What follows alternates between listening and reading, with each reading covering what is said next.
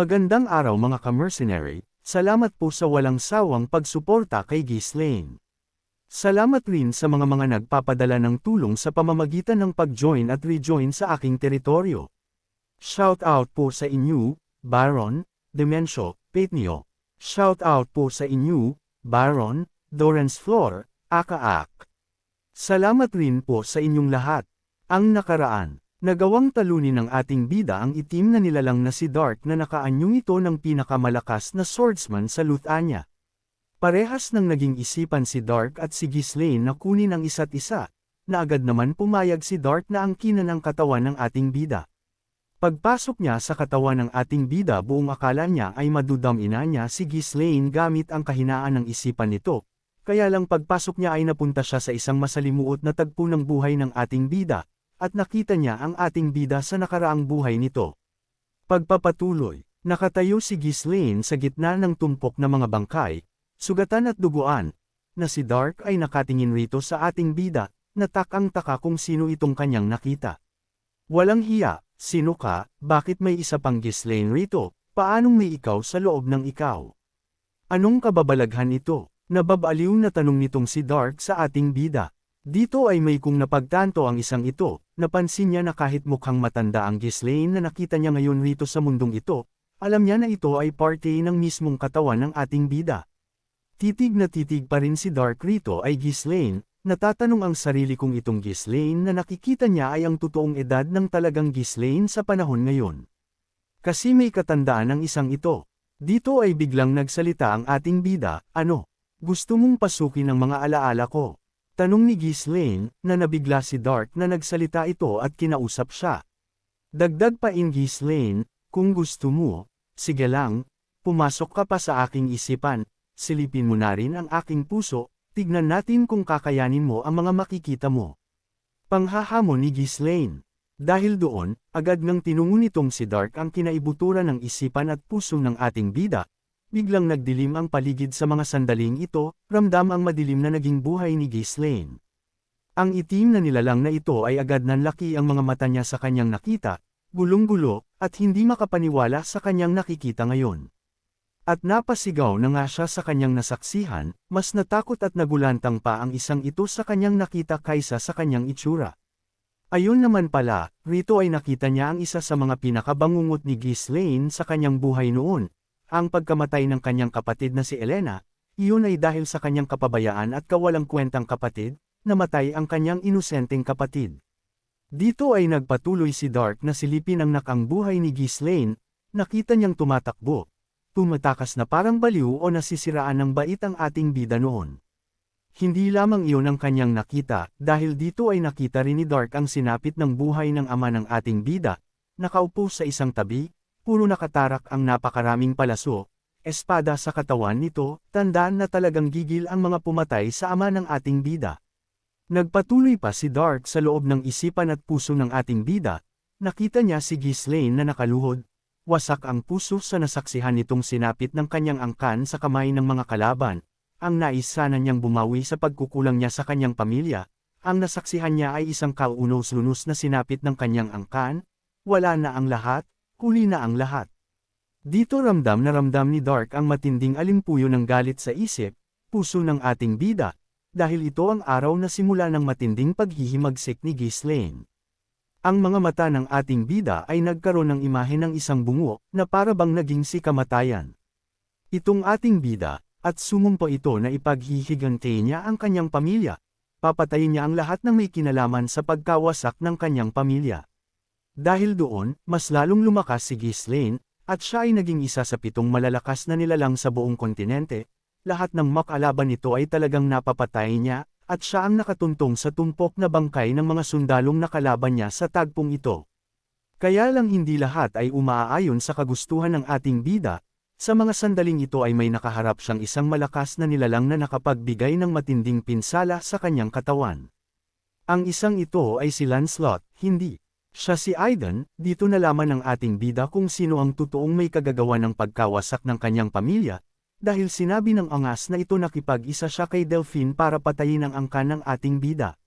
Dito lalong nag-usbong ang matinding puot, at galit sa puso at isip ng ating bida, lalo itong kinain ng kanyang galit, sasabog at gustong wasakin kaagad si Duke Delphine. Kaya lang nasa maling pagkakataon at panahon si Ghislaine, iyon ay dahil ubos na ang kanyang lakas, ang kanyang mana ay ubos na rin dahil sa tindi ng labanan na kanyang hinarap, kaya nang makaharap niya itong si Aiden, wala na itong sapat na lakas para pabagsakin ang isang ito, dahilan para siya ay mapugutan ng ulo nitong si Lancelot. Dito sumumpa ang ating bida na sa oras na makabalik siya sa nakaraan ay sisiguraduhin niyang mapapatay niya ang lahat ng may kinalaman sa pagkawasak ng kanyang pamilya. Dahil doon, ang isang ito ay hindi makapaniwala sa kanyang nakikita at nararamdaman na bigat sa isipan at puso ng ating bida. Hindi ito makapaniwala, sabi lang niya, paano nangyayari ito? Paanong nagkakaroon ng ganito katinding galit at puot sa loob ng isang tao lang? Napaka-imposible nito, sabi ni Dark. Dahil sa dinami-dami ng kanyang nasapian, tanging si Ghislaine lang ang naglalaman ng ganitong uri ng galit sa puso't isipan. Dito ay nagtanong ang ating bida, kamusta, anong nakita mo sa pagsilap sa akin isipan at puso? Tanong nitong si Ghislaine, sumagot si Dark, kalokohan, isa itong malaking kasinungalingan, paanong ang isang taong namatay ay muling nabuhay at nakabalik sa nakaraan? Pagtataka nitong si Dark. Malinang pinasok na liga itong si Dark, ang akala niya na magtatagumpay pa siya sa pagkuha sa katawan ng ating bida ay isang malaking pagkakamali pala. Sumagot ang ating bida, maniwala ka man o hindi, kapanipaniwala man ito o hindi na mahalaga ito ngayon, ang mahalaga ay buhay ako ngayon, seryosong sabi ni Ghislaine. Paano nangyari iyon? Bakit ganyan? Sunod-sunod na pagtatanong nitong si Dark, at gulong-gulo talaga sa katauhan ng ating bida. Nagtanong pa si Dark na nakatingin sa ating bida, sabi nito, paano ang isang tao ay magtataglay ng matinding pasanin at puot sa kanyang balikat na ganito kalala? Tanong ni Dark, na ang mga mata ni Ghislaine ay parang naging rinagan na. Dito ay sumigaw itong si Dark, teka lang, palabasin mo ako rito sa lugar na ito. Sigaw nito, natakot na, iyon ay dahil alam niya na yari siya sa ating bida, na imbis siya ang gumamit sa malakas na katawan ni Ghislaine, alam niya na siya ang gagamitin ng ating bida, na hindi normal na nilalang ang pinasok niya. At sa isang hindi maipaliwanag na sandali, biglang nagbago ang paligid, mula sa masalimuot at walang buhay na paligid, naging isang maaliwalas, at puno ng buhay na lugar ngayon ang kinaroroonan ni Dark, na takang-taka ngayon. Ano na naman ito? Nasaan na naman ako? Pagtataka nito, alam niya na talagang kailangan na niyang makalabas sa lugar na ito. Naririto pa rin si Ghislaine, na nagsabi na may bagay na kailangan niyang protektahan kahit na anong mangyari, na agad nilingon ni Dark kung saan nagmamula. Ang tinig. Dito ay pinakita ni Ghislaine ang mga nilalang na mahahalaga sa kanya.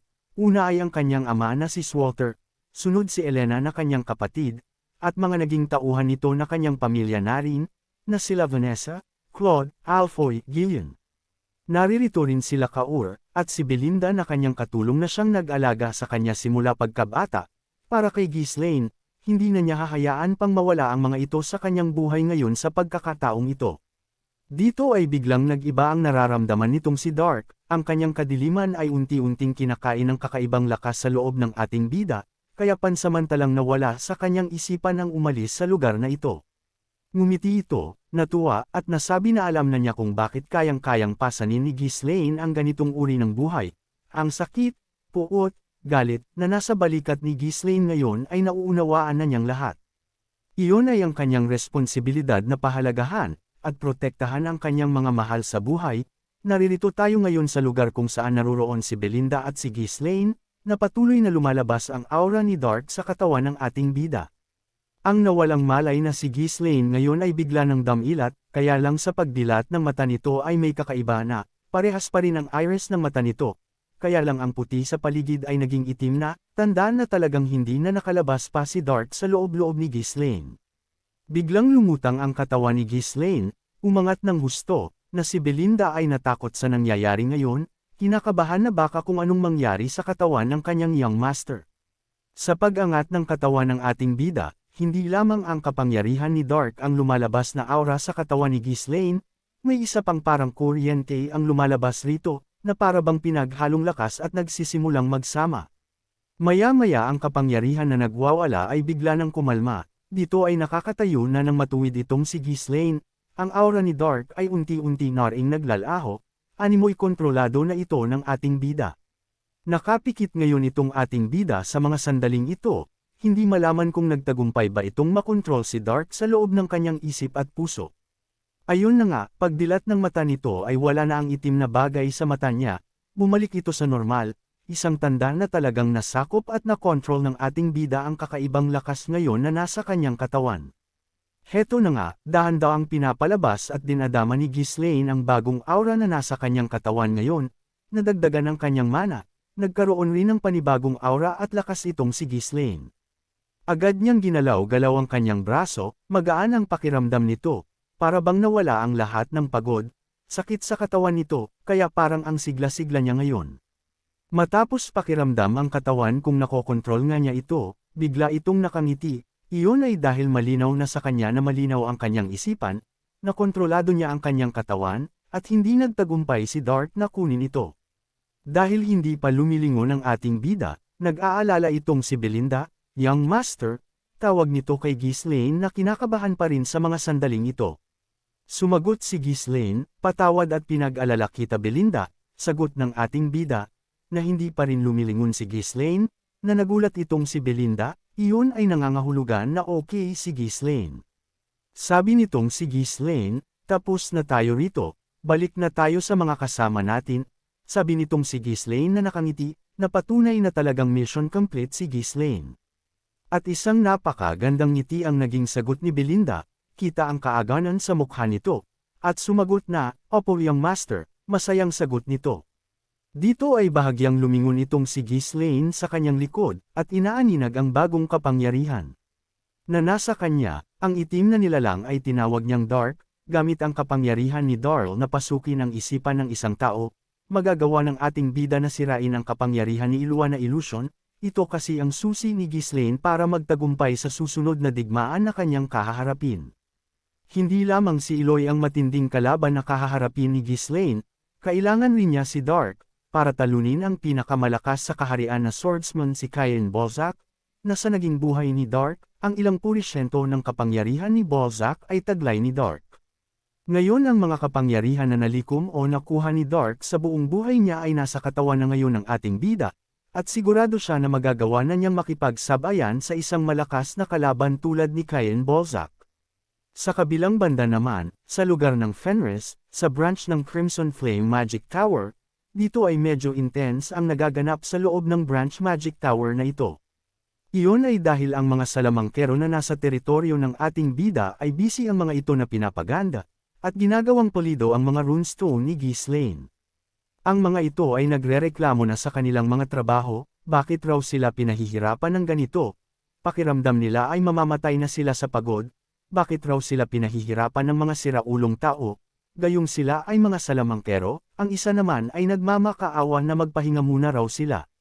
Kaya lang ang pinakamalakas sa lahat, at kinakatakutan ngayon ng mga kalaban ay sumigaw ng napakalakas. Walang magkukwentuhan, gawin ninyo ang inyong mga trabaho para matapos tayo. Sigaw nito. Ayun na nga, si Afloy the Great ay bida-bida na naman, sabi nito, kung hindi ninyo maabot ang kota ninyo ngayong araw, humanda kayo na ubusin ni Vanessa ang mga mana sa katawan ninyo. Pananakot ni Alfoy, sabay tawa nito na malademonyong tawa, na ang kanyang mga tauhan na salamangkero ay nataranta, nagmamadali ngayon na puno ng takot ang isip at puso, dala na rin ng pagod ng mga ito. Dito ay nagtanong si Vanessa, Alfoy, anong nangyayari rito? Sabi naman ni Alfoy, Hoy Vanessa, andyan ka na pala, sabi nito na umaasta na boss amo itong si Alfoy. Muling nagsalita ang bida-bida na si Alfoy, tulad ng nakikita mo, ako lang naman ang namamahala sa mga baguhang salamangkerong ito, mga nakakabwisit ang mga iyan, pagpunta rito sa aking branch Magic Tower, wala nang ginawa kundi ang magreklamo, mga batugan, mayayabang, ayaw makinig. Kung babalik ako sa field para magtrabaho sa construction, sino ang mamamahala sa mga babong salamangkerong ito, palusot ni Alfoy para lang hindi ito makapagtrabaho. Dito ay taas noo pa ang makong na ito, sabi niya, ayaw ko man, pero ito ay isang bagay na kailangan kong gawin, dahil isa akong salamangkero na tumalo ng isang Diyos, sabi nito na talagang lumilipad na naman sa kahanjinan ang isang ito. Sabi naman ni Vanessa, ganun ba, salamat naman, Kasi mawawala ako pansamantala, sabi ni Vanessa, na nagulat naman si Alfoy sa sinasabi ng kasama. Sabi ni Vanessa na ang Crimson Tower ay nag-request ng palitan sa Red Flame Tower, na agad namang kinabahan itong si Alfoy sa kanyang narinig, dahil ang kanilang mortal na kalaban na Magic Tower ay kumikilos ngayon. Ang kaganapan ay ang isang event na madalas na nangyayari, iyon ay ang magpapalit ang mga salamangkero ng kanilang Magic Tower, para magbahagi ng kanilang mga nalalaman, makipagdebate, at subukan ang kanilang mga lakas. Hindi lamang iyon ang magaganap, dahil ang isa sa pinakaabangan ay ang duelo ng mga disipulo ng bawat Magic Tower, at madalas sa tuwing umiinit ang labanan, may mga napapahamak talaga at napapinsala sa labanan. Dito ay nagtataka itong si Alfoy, iyon ay dahil madalas ang mga ganitong event ay hindi sumasali ang mga Magic Tower na talagang galit sa isa't isa, dahil sa oras. Na mangyari iyon, tiyak na magpapatayan ang mga salamangkero sa oras ng labanan, kaya bakit raw ganun ang nangyari? Dito ay nagsabi si Vanessa, na nakatanggap raw siya ng imbitasyon mula sa Tower Master na si Hubert, at sinabi nito na ayon sa tradisyon, ang mga Master at Elder ng Magic Tower ay hindi kasali sa duelo. Nang marinig ni Alfoy na pinatawag ng kanilang master si Vanessa, dito ay napangiti ang isang ito, at may kung ano na naman ang pumasok sa kanyang iispan. Sabi ni Alfoy, hindi ako pupunta, ako ang tagapagmana ng Red Flame Tower, naririto ako para magtrabaho hanggang kamatayan na malayo sa aking pamilya, hindi nga man lang ako pinadalhan ng sulat ni Master, kaya bakit ko siya tutulungan, sabi nito, para lang makaiwas sa labanan. Sabi pa ng Mokong na ito, dito na ako mamamatay sa Fenris, dito ko na iaalay ang aking buhay, nakangiting sabi nito. Sabi naman ni Vanessa, huwag kang mag-alala, hindi mo na kailangang isipin yan, dahil ang iyong pangalan ay hindi naman nakalista sa guest list, kaya hindi mo talaga kailangang pumunta, sabi ni Vanessa, na si Alfoy ay nagpipilit na hindi magalit, dahil parang nainsulto siya sa sinabi ni Vanessa. Lumipat ang eksena rito sa Red Tower Flame, sa Magic Tower ni Hubert, talagang nalalapit na ang susunod na digmaan na kahaharapin nila Ghislaine. Ang mga ito ay elder nila Hubert na kanyang mga basalyo, sabi ng isang ito, sigurado ka ba na talagang hindi na natin kailangan pang imbitahan siya? Sabi naman ng isang matanda na nakadilaw ang Wallen Silby na iyon, siya pa rin ang iyong tagapagmana, pag-aalala nito. Sabi naman nitong si Hubert, ang buwisit na Alfoy na iyon, hindi na umusad, na stuck na sa third circle, ano bang pinaggagawa nun sa Fenris, patulog-tulog ata ang angas na iyon, galit na sabi nito. Dito ay problemado ang mga ito, dahil paano raw tatalunan ng kanilang mga disipulo ang mga disipulo ng kanilang kalaban, kung ang Tower Master ng kabilang grupo ay nasa 7th circle na, sabi naman ni Hubert, okay lang raw iyon, sapat na raw si Vanessa na ipadala sa labanan. Lumipas ang mga sandali, at itong siraulo na ito na hindi imbotado ay sumama kay Vanessa. Iyon ay dahil talagang tinamaan ang pride niya at hindi pala kasama ang kanyang pangalan. Magandang umaga Master, bati nito. Dito ay gulat na gulat si Hubert, ikaw.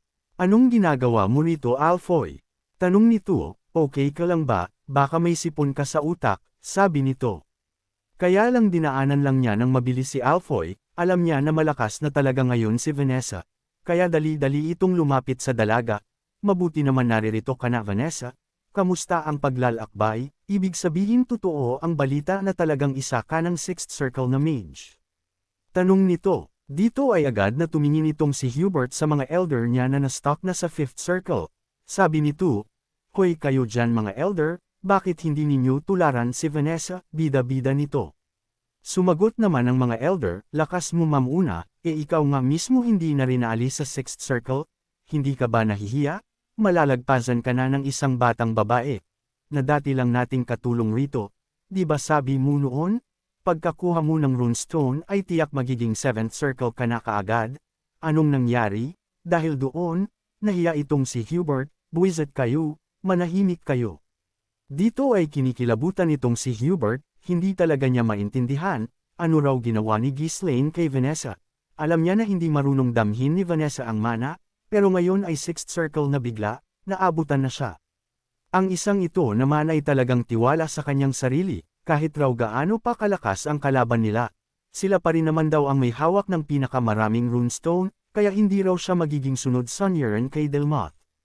Ngumiti pa ito ng malademonyong ngiti, nagamit raw ang runestone, natitiyak raw niya na hindi magtatagal na sila na uli ang mag-aari na Magic Tower sa buong Luthania. Lumipas pa ang mga oras, at dito ay makikita natin ang pagdating ng grupo ni Delmoth, dala-dala niya ang kanyang mga salamangkero na sasabak rin sa laban.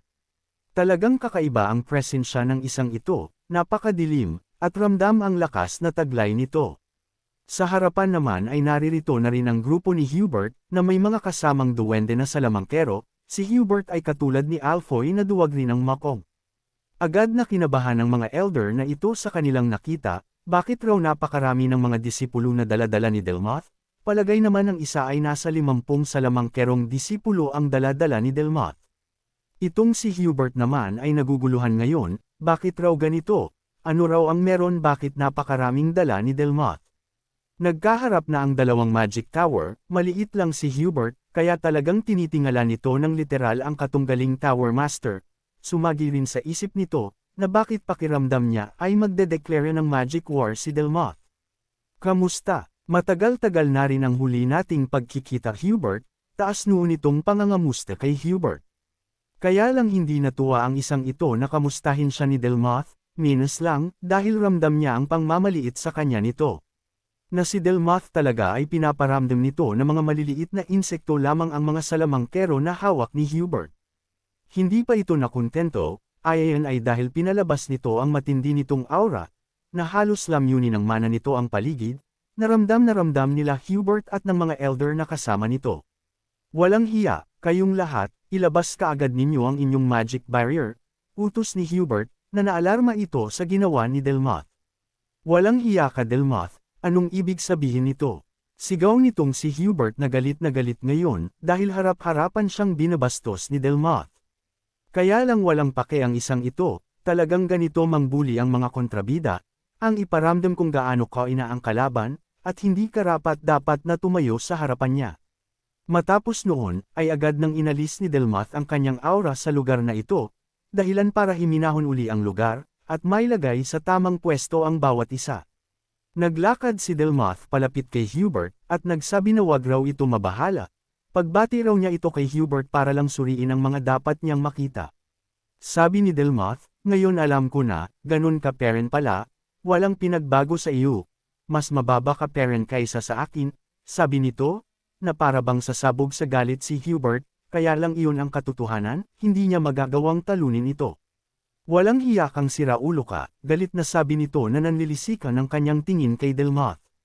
Galit na ngayon si Hubert, sabi nito, na ihanda ko na ang lahat, kaya pwede na kagad tayo maglaban ngayon rito. Para matapos na ito, sabi ni Hubert, sige ba kung yan ang gusto mo, sagot ni Delmoth. Nang malagpasan niya si Hubert, nakita nito ang ilan sa mga tauhan ni Hubert na salamangkero, at may tumawag sa pansin niya. Iyon ay walang iba kundi si Vanessa na isa naring 6th Circle Mage na nasa murang edad lang, na hindi magtatagal ay magagawa nitong lampazon si Hubert at si Delmoth kung hindi sila magpapalakas pa. Hindi lamang iyon, dahil napalingon rin siya sa isa pang nakarating sa kanyang balita, ang hindi masukat na lakas ni Alfoy. Heto ang nilalang na tumalo raw ng Diyos, kaya nag-iingat ngayon si Hubert rito kay Alfoy, kaya lang ang makong na ito ay hindi malaman ang nararamdaman, kung matatakot ba o magagalit sa kanyang mga narinig at nakita, kaya lang hindi niya moari bakit parang ang sama ng tingin sa kanya ni Delmoth, wala naman raw siyang ginagawa. Ano kayang kalalabasan ng digmaan na magaganap sa dalawang Magic Tower na ito? Paano kaya tatalunan nila Vanessa, Hubert at Alfoy ang grupo ni Delmoth? Abangan!